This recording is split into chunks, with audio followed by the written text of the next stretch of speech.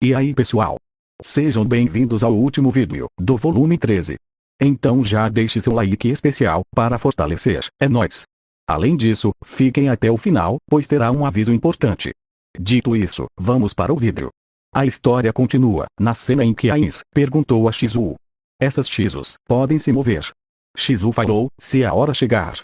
Elas não são, apenas mecanismos então. Ainz queria dizer isso, mas ele não disse.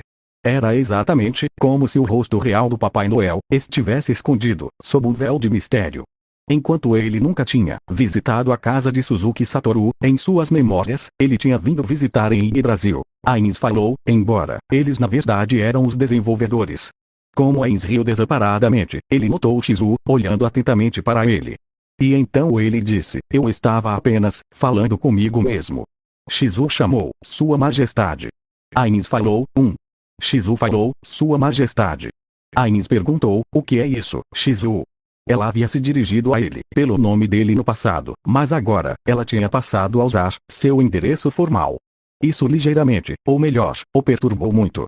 Shizu perguntou, fui muito familiar todo esse tempo, é assim que foi. Ainz falou, o que você está dizendo? Eu me sentiria triste, se você me chamasse de Sua Majestade. Ainz-sama é melhor. Francamente falando, você nem precisa do sama. Que tal, Ainz-san? Shizu falou, isso seria rude, eu seria repreendida. Ainz falou, entendo. Bem, você não precisa me chamar de Sua Majestade, pelo menos. Shizu falou, entendido. Ainz perguntou, sim, e aquela coisa de Runecraft, que eu te falei sobre, durante a mensagem? Shizu respondeu, eu tentei. Ainz falou, entendo.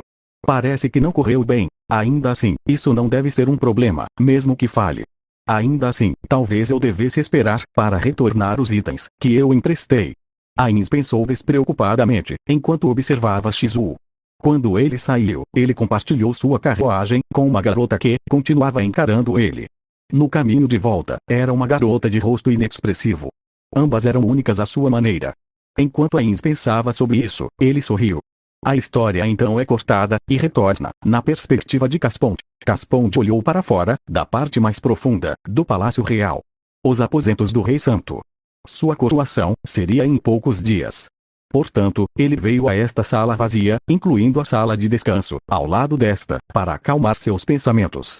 A primeira pessoa que reclamaria, e não se importaria, com as palavras dele, era Remédios. Ela estava atualmente, meditando em sua casa. Não seria correto dizer que ela estava meditando.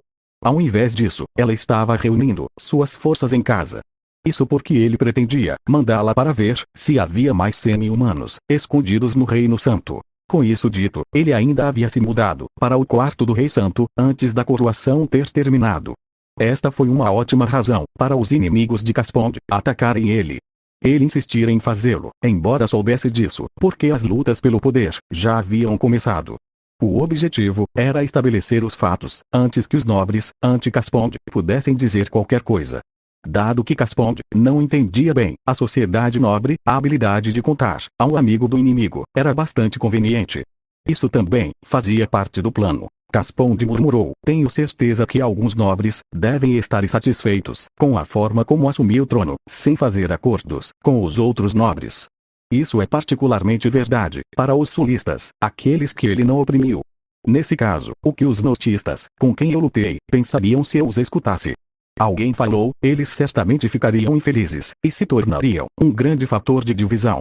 Dessa forma, o plano de dividir o país em dois, estará completo. Os murmúrios, autodirecionados de Caspond, receberam uma resposta. Era uma voz suave, que parecia infiltrar-se no coração. Pertencia à entidade, que era superior de Caspond. Caspond imediatamente se virou, e se ajoelhou ao orador. Ele se curvou, e depois levantou a cabeça. Caspond falou, eu te dou as boas-vindas, Demiurgus-sama.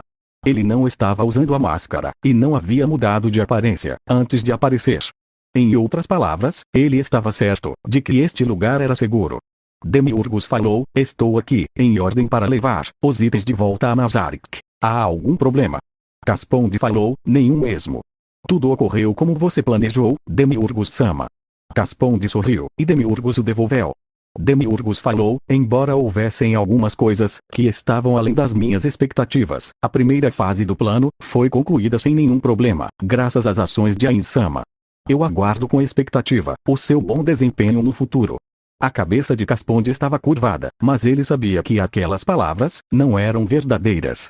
Demiurgos não esperava nada dele. No entanto, se ele estava prestes a pular os trilhos que tinham sido colocados para ele, ele imediatamente pularia para corrigir o plano e mantê-lo na pista.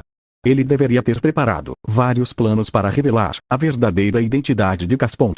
Suas instruções incluíam vários itens que o faziam perguntar por que ele tinha que fazer tais coisas. Aqueles devem ter sido planejados para preparar aquele momento. A primeira fase do plano era trazer as Abelion-Rios e os semi-humanos sob o domínio do reino feiticeiro. Antes disso, eles exterminariam as espécies problemáticas, e então plantariam as sementes de um conflito entre o Reino Santo do Norte e do Sul. Depois disso, Casponde ficaria encarregado da segunda fase, que consistia em colocar o Norte e o Sul na oposição e depois em conflito. A terceira fase final seria ter o reino feiticeiro para assumir tudo. Casponde perguntou, eu tenho uma pergunta sobre o item necessário para coí-lo, o corpo deste. Você vai mantê-lo aqui? Demiurgos falou, não há necessidade disso. Ele já foi levado para Nazarick. Quando for necessário para o plano, pode ser trazido aqui. O corpo do verdadeiro Casponde estava envolto em um item conhecido como Shroud of Sleep, Mortalha do Sono, e aparentemente fora levado para Nazarick. Este item mágico poderia impedir a decomposição de um cadáver. Ele havia sido perfeitamente morto, com magia instantânea da morte, após a captura, e seu corpo havia sido preservado antes que o rigor mortis pudesse se estabelecer. Se alguém o tocasse, ainda assim poderia sentir traços de seu calor corporal. Com esse cadáver, alguém poderia simplesmente assumir que ele havia morrido de repente. Demiurgos falou, permita-me verificar alguma coisa. Você entende o que deveria fazer como Rei Santo? Casponde falou, sim. Para fazer desse um país digno de Ainsama, devo torná-lo próspero. Demiurgos falou, isso mesmo. Todavia, você deve manter as pessoas infelizes. Afinal, a insatisfação é o melhor tempero para receber um novo rei.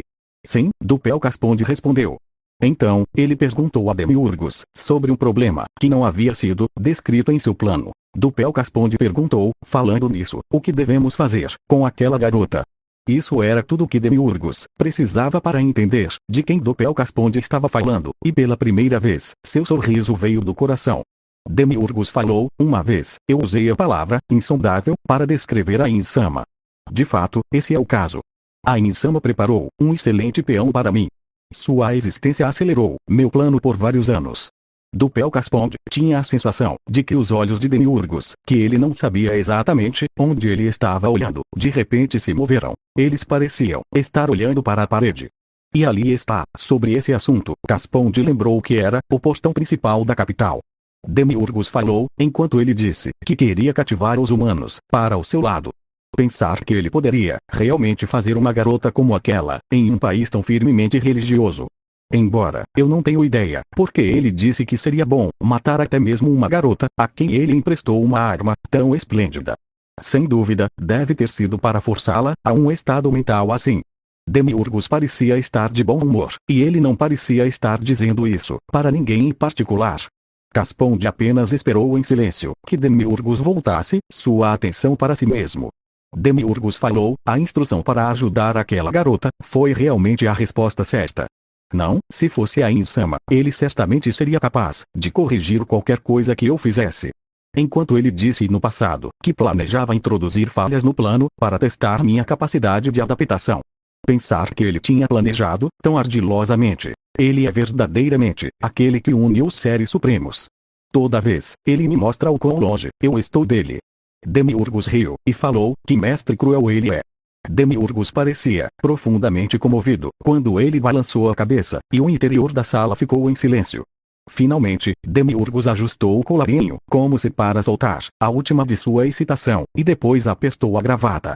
Demiurgos falou, apoie Neia Barajá, com tudo à sua disposição.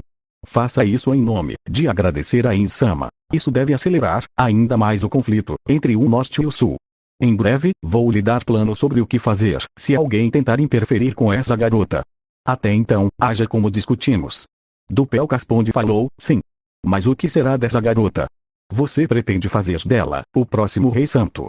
Nesse caso, ele precisaria fazer os preparativos apropriados.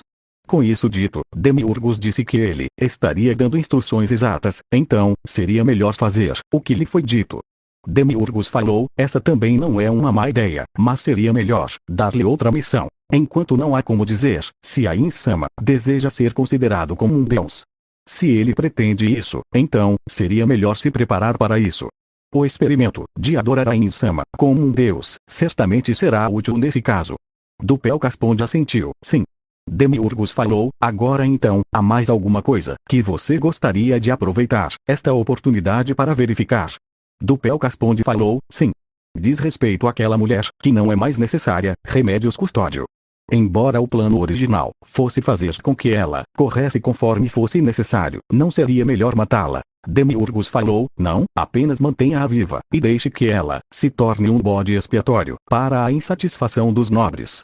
Foi por isso que eu disse que ela era a única que não deveria ser morta. Transfira-a para outro departamento. Deixe o vice-capitão se tornar o capitão do corpo dos paladinos, e em seguida, faça uso dele. Ele pode ser colocado em um trabalho significativo. Dupel Casponde falou, compreendo. Demiurgos falou, lide com ela quando o conflito se tornar evidente. Depois de Dupel Casponde mostrar que ele entendeu, Demiurgos indicou que a conversa acabou, e desapareceu, com Greater Teleportation. O demônio escondido em sua sombra, e o Hanzo, que Casponde nunca poderia derrotar, não importava o que ele tentasse, ainda estavam à sua disposição. Dupel Casponde levantou-se, e olhou para fora da janela novamente. Enquanto ele só podia ver o pátio, ele imaginou que ele podia ver as pessoas festejando em toda a cidade. Depois disso, ele riu ironicamente. Ele falou, aproveitem o gosto da felicidade, por mais algum tempo, cidadãos do meu país. Fim. É isso, pessoal. Com isso, termina o volume 13 de Overlord. Infelizmente, não há data específica de quando o volume 14 sairá. Mas é quase certo que será até o meio do ano. Então, como eu falei há um tempo atrás, e recentemente no grupo, eu vou refazer, usando o estilo atual, o volume 10 e parte do 11, que equivalem aos 3 primeiros, resumo a análise que fiz. Já estou considerando outra obra para fazer leitura. Ainda não sei como será o cronograma, mas vou tentar lançar uns 2 ou 3 vídeos dela, em paralelo com Overlord. Claro, tenho mais algumas ideias, mas até agora não me decidi, por isso não vou prometer nada. Mas então, os vídeos do volume 10, vou começar a postar, a partir do dia 10 de fevereiro. O motivo principal para isso, é o fato de que estarei me mudando. Então, vou precisar de um tempo, para me restabelecer. Bem, já estou enrolando demais nisso. Qualquer dúvida, só entrar no grupo do WhatsApp, que está na descrição de todos os vídeos. Assim, obrigado por sua visualização e nos vemos no próximo vídeo.